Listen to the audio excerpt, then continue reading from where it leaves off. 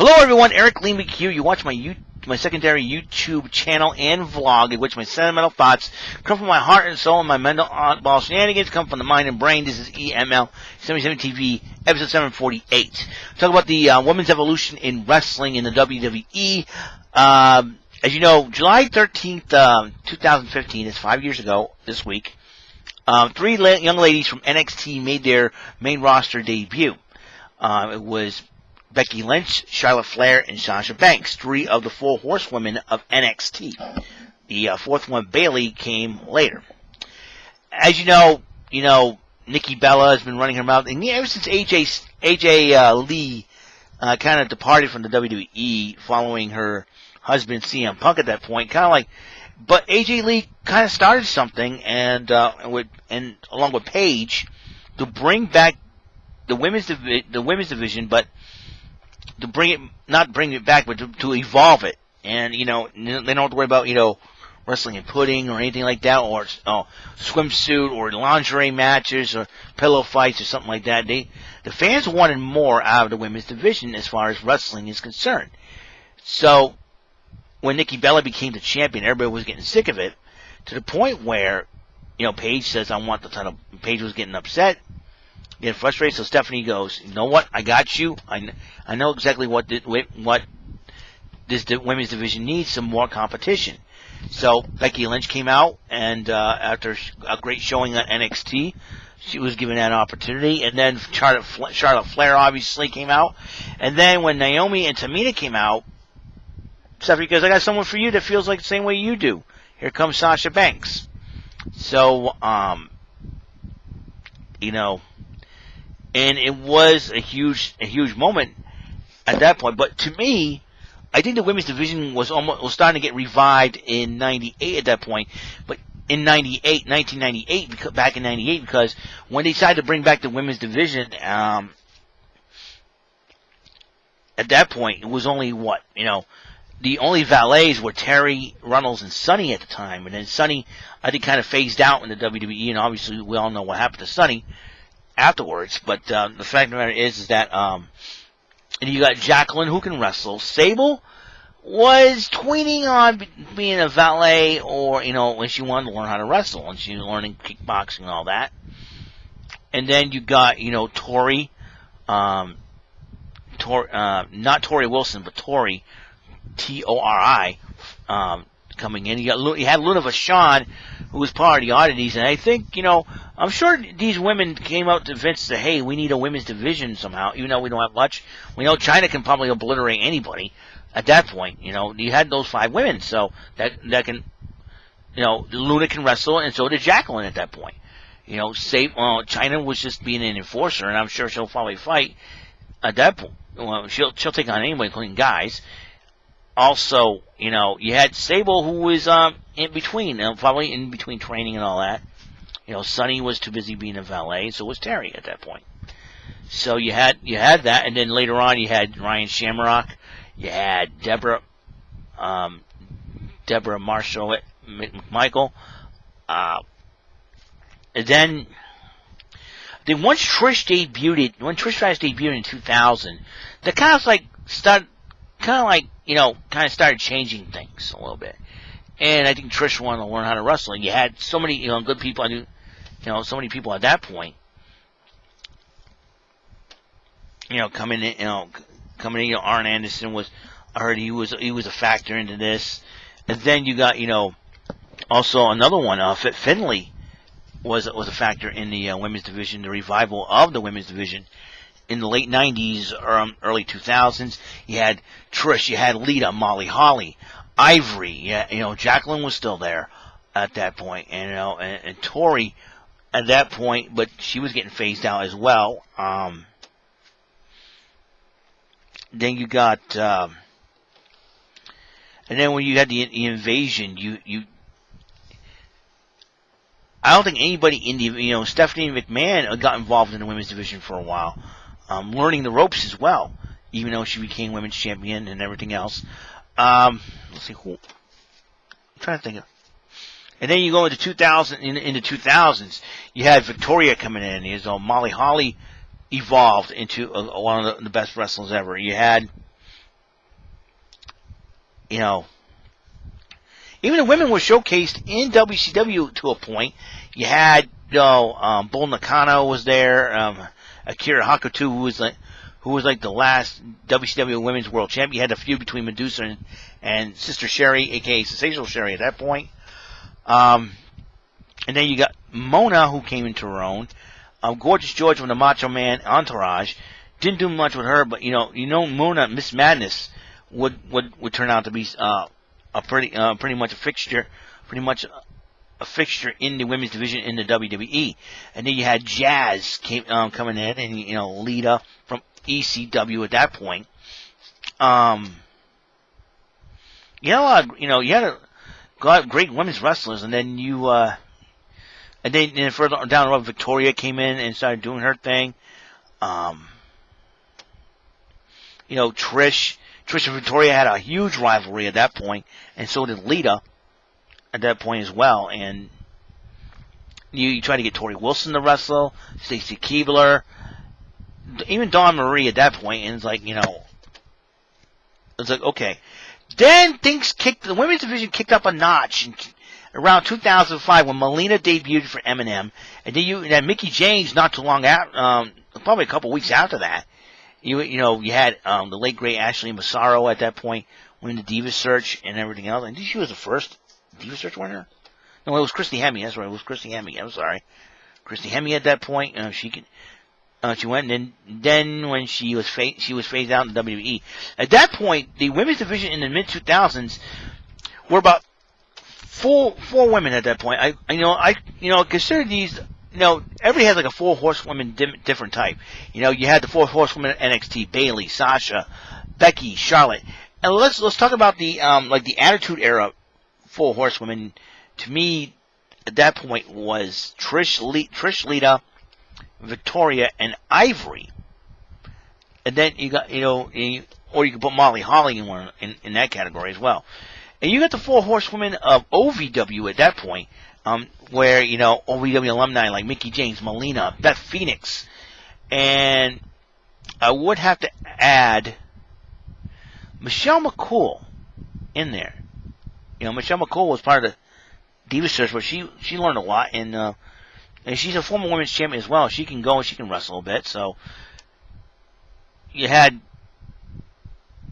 those 4, and then, like I said, the 4 horsewomen of NXT. How about the 4 horsewomen of FCW at that point? You had FCW started to be a developmental trend. You had Naomi. You had AJ Lee. Natalya, because she was part of FCW at one point. And then you got Naomi, AJ Lee, Natalya. I would say Paige.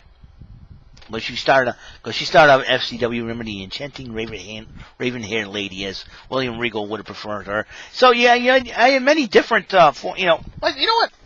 Let's go to the EML77 TV board here.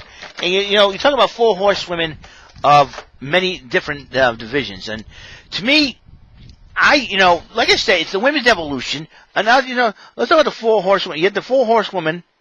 You talk about the 4 horsemen. No, I spelled horsemen wrong. Horsewomen. Okay, 4 horsewomen, okay? Let's try, the NXT 4 horsewomen. You had Bayley, Sasha, Charlotte, and Becky. All right. At that point, you have those 4. All right, let's try. FCW was the developmental territory before it morphed into NXT. Who you have at that point? To me, is Naomi, AJ Lee, Natalya, and then who do I have? Who the heck did I say? AJ Lee, Naomi, Natalya, and Paige. That's right. And Paige before NXT. And Paige, she was beginning in FCW before it morphed over to NXT, in my opinion. So you got that. All right, OVW, Ohio Valley Wrestling. That's the original developmental territory for WWE. Okay, you had you had, to me, Melina. Let me just, you had Melina, you had Mickey, Beth Phoenix. Although I put Victoria was part of OVW as well. I could put her in there. Victoria, I'll put Victoria in there. I was going to put Michelle McCool, but then, I would put Molly Holly in the Attitude. How about this? 4 horsewomen of the Attitude Era. So, and to me, you got Trish, you got Lita. Let me try this again. Okay, you got Trish, you got Lita, you got Molly Holly, and you got Ivory. So, even though Victoria did debut in 2001, The Godfather's Ladies, but didn't wrestle until 2002. So that's, to me, this is my, these are my 4 horsewomen. NXT, Bayley, Sasha, Charlotte, and Becky. FCW, Naomi, AJ Lee, Natalia, and Paige. OVW, Melina, Mickey, Beth, and Victoria. Attitude Era, Trish, Lita, Molly, and Ivory at that point. And because Ivory did debut during the Attitude Era as well. Or I could have added Chyna in there, because Chyna was a women's champion at that point. Molly Holly, but Molly did step up in 2001 as well. So 2001. So, and these are now, who would be my modern day 4 horsewomen? I would say Asuka. How about this? My modern day, I would say, 4 horsewomen right now of WWE, unless, I should put the Mae Young Classic era. I would have put,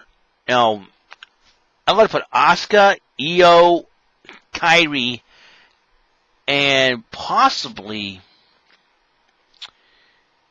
oh shoot, now that's a tough one to make right there, And if you think about it, oh man, what about the Golden Era? If you get the 4 horsewomen of the Golden Era, you would or the New Generation Era. I would put Alundra. About this New Generation Era. Okay, New Generation Era.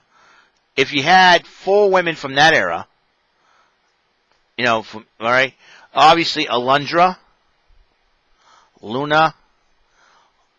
I hate this. This is all right. Alundra Blaze. Okay, Luna Vachon, Bull Nakano, and Bertha Faye. That would be the 4 horsewomen of the New Generation Era as far as the women's division. They didn't have much of a women's division in the New Generation Era, even though they tried. And they're bringing in the Japanese wrestlers, I thought was pretty cool. You have Bull Nakano. Asia Kong was shooting Alundra for a while. But to me, these are the 4 right here, because they all, 3 of the 4 have held the title at that point. So now Golden Era, you had Sensational Sherry, Rock and Robin, Velvet McIntyre, but like I say, women's division did not evolve until 5 years ago. It really kicked up a notch. Then it evolved to the Mae Young Classic. You see all these ladies from all over the world.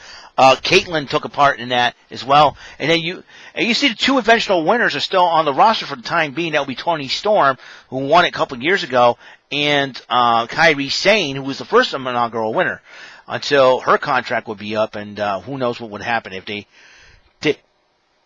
she's going to be part of the WWE in some kind of capacity. We don't know for sure.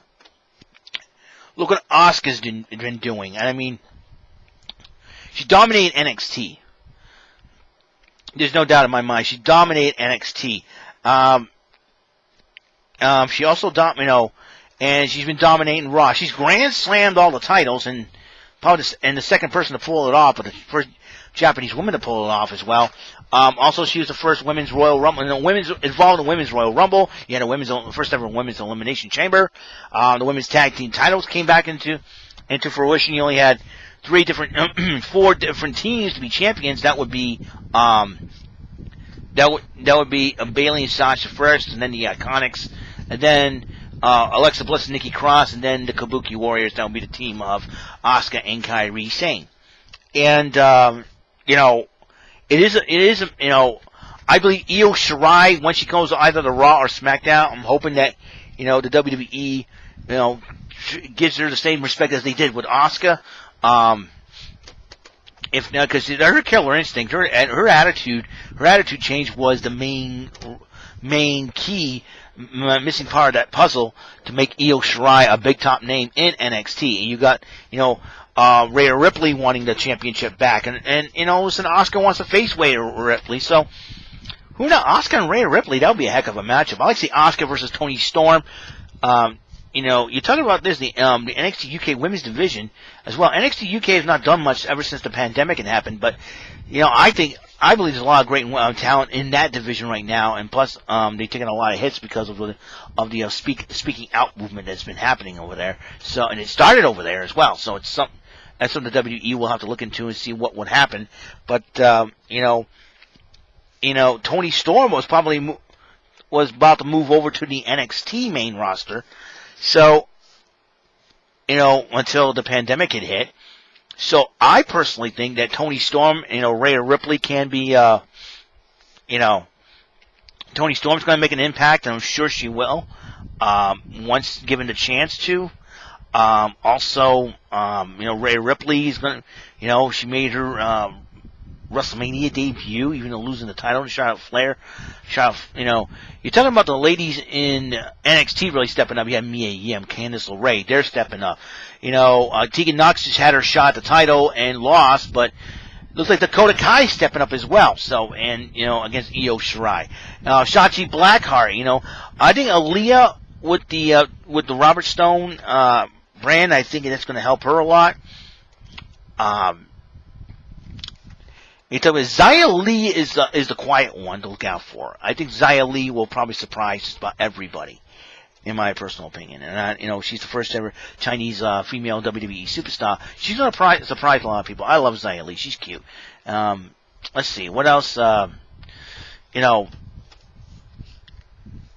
and like I say, you gotta be on the lookout for like I say. Kaylee Ray's the current women's champion right now, NXT UK women's champion right now. You got Nina Samuels, you got Ivy Valkyrie, you got Zaya Brookside. This will be very, very, Piper Niven. This will be a very interesting situation once everything is almost back to normal, so to speak, or they start easing up some restrictions and for traveling and all that. So this will be a very interesting situation, to say the least. What will happen when everything gets back to normal? And I think a lot of names I mentioned, we have yet. I think it is. But they're happy with the women's division. The women's division on Raw does need a lot of help, because you have right now Becky Lynch, who is on maternity leave basically, and you got Charlotte Flair, who's hurt as well, and so I think you add some of the ladies from NXT, like a Rhea Ripley, to Monday Night Raw. Shayna Baszler just came back. I forgot to mention her, and we'll see what happens. I know the pandemic is really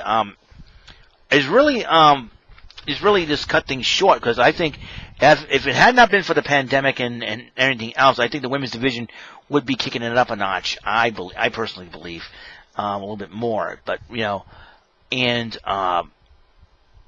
let's see what happens. Ruby Riott. We'll see Ruby Riott and Liv Morgan come back together. Bianca Belair is going to step up. I believe that, with Charlotte Flair and Becky Lynch out, the ladies on Raw have to step up to the plate.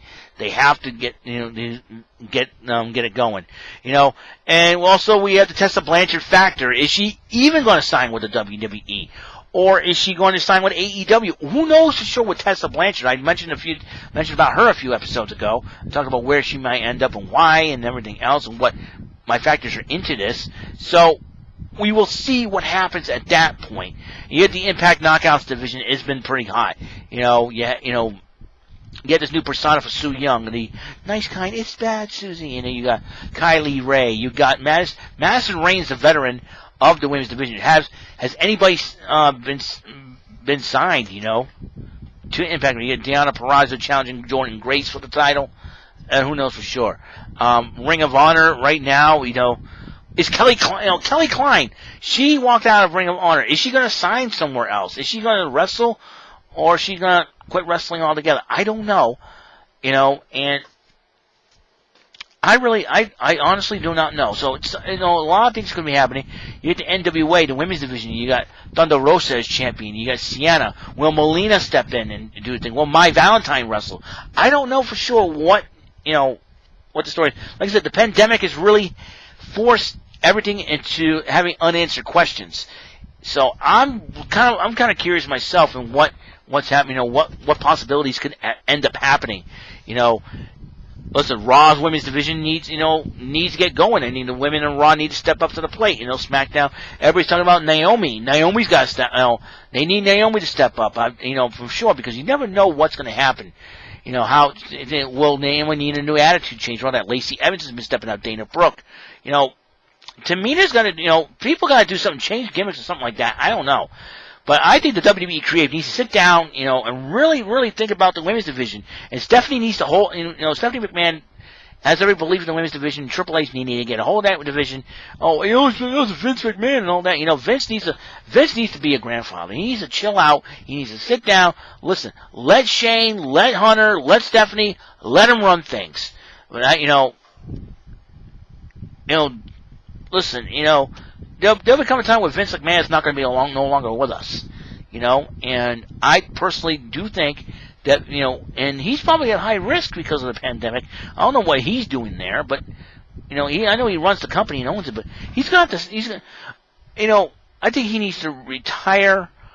Let Shane and Stephanie run things. Let Triple H run things. They know what we fans want is, I think let Stephanie handle the women's division and see what she can do with that, and just have that vision, empowering women, But she's been doing a lot of things, man. I think the women's division, the evolution, they need to keep that going. They need a brand new thing. Is Kyrie Sane going to leave the WWE and retire from wrestling for good to be with her husband? I don't know. A lot of unanswered questions because of the pandemic.